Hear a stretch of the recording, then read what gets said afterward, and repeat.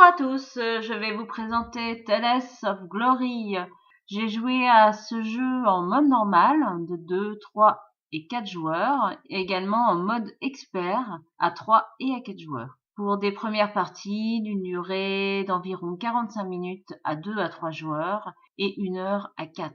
Vous pouvez y jouer avec des joueurs avertis. Pour les débutants, je conseille de passer par Kingdom Domino pour aborder les mécanismes de pose de tuiles.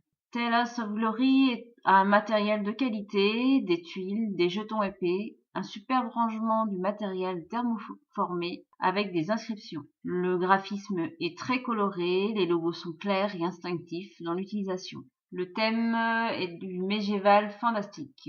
Au niveau des mécanismes, il s'agit d'un mécanisme d'enchère cachée, plutôt gestion légère de cartes de sa main, sélection simultanée de tuiles et de placement de tuiles pour construire son propre jeu. Le premier joueur n'est jamais le même d'un tour à l'autre, sauf lorsqu'il récupère une des tuiles première place. Un point de règle vous permet de troquer une tuile pour récupérer vos ressources. La transformation de vos potions en combat et ou en magie permet une souplesse dans vos achats.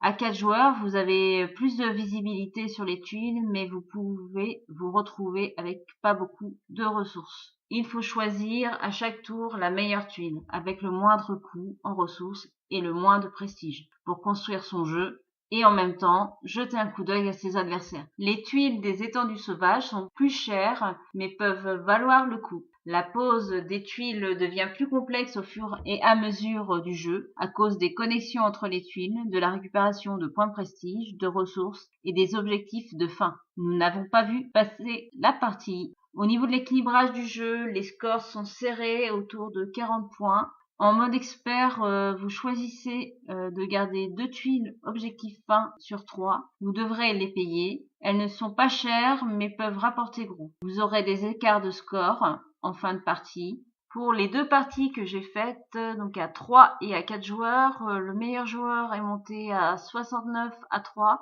et 61 à 4 joueurs, contre des parties donc à 40 en mode normal. Pour des premières parties, la durée était environ 1 heure. Au niveau de la rejouabilité du jeu, la rejouabilité a l'air d'être bonne. Les parties restent complètement différentes avec des scores serrés malgré les mêmes joueurs.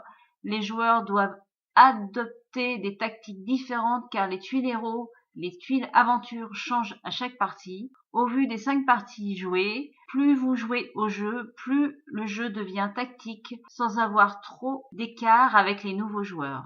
Je lui donne la note de A.